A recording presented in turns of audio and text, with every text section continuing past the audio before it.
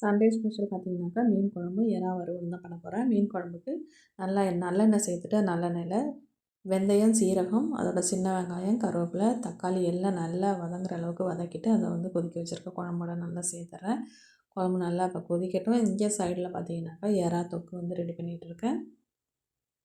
குழம்பு நல்லா கொதிச்சிருச்சு. இப்போ நம்ம க்ளீன் பண்ணி வச்சுருக்கிற மீனை ஒன்று ஒன்றா உள்ளே சேர்த்துடலாம். மீன் சேர்த்துட்டு ஒரு 5லேருந்து ஒரு 10 நிமிஷம் நல்லா கொதிக்க பிறகு நம்ம ஸ்டவ் ஆஃப் பண்ணிட்டோம் அப்படின்னு சொன்னால் மீன் குழம்பு நமக்கு ரெடி ஆகிடும். இந்த பக்கம் பார்த்திங்கனாக்கா பெசரி வச்சுருக்க மீன் வறுவலையும் வறுத்துட்டு கையோட கொஞ்சம் ரசமும் ரெடி பண்ணிட்டேன். இப்போ மத்தியானம் லஞ்ச் ரெடி ஆகிட்டு மெனு பார்த்திங்கன்னா மீன் குழம்பு, அதோட மீன் வறுவல், அதோட எறா தொக்கு, ரசம், இதுதான் இன்றைக்கி லஞ்ச்.